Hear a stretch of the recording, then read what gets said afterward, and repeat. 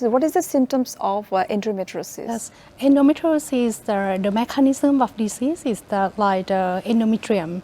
Normally, endometrium is the tissue that inside the pelvic cavity, but it's go to stay outside on the over of the outline of the uterus, and or maybe go to the ovary can cause the cyst. That is common. We say that chocolate cyst, the same, and also they can go down to the pelvic floor and to go deep to the adjacent organ like bowel, like rectum, and go in front to the bladder.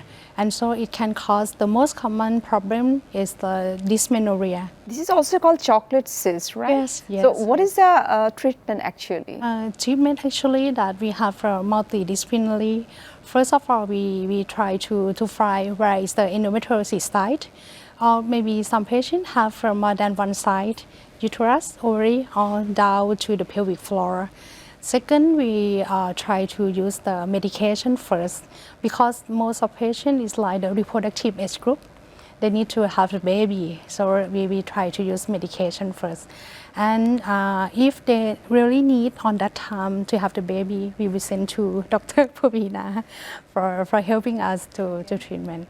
And the surgery we'll do if the patient have seems to be a problem with the mass, if the big mass like 8 centimeters, it can cause complications like rupture or like infection, so they need to receive surgery. Or in some cases that we suspected of malignancy, so we have to do the operation. Is it necessary surgery? It's not necessary for surgery on that time of diagnosis, okay. But we have to follow Depends up. on condition. Yes, it's condition, and it's like the whole life of treatment. The treatment will be stopped or will be postponed if the patient have a menopause period because of the endometriosis related with the hormone of the ovary. Okay, thank you for a nice explanation. So if any patients wants to have a regular gynecological related checkup from Bangkok Hospital, so usually how long they need to plan to stay in Bangkok? Oh, okay. So about the early gynecological checkup is depend on by age group. Okay. We're starting with the age of 20 and to the menopause period. So about the test that we offer for the patient, starting with the taking history by gynecologist to ask about the problems, menstrual, family history, and also any problem with the area of pelvis. And second, we do the pelvic examination and to collect the cells that that we can. Right now, this is a recommendation to have cervical screening, cancer screening. So it's collect the cells when we do the pelvic examination, starting with the age of 20.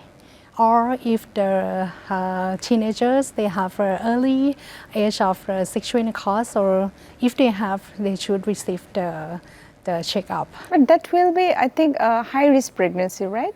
Yes, but it's like about cancer, cervical cancer is related with the age of the first sexual intercourse. If they're very young, so it's take the high risk to get the problem with the cervix. Thank you for a nice explanation. Now, do you have any advice for our audience and your patients?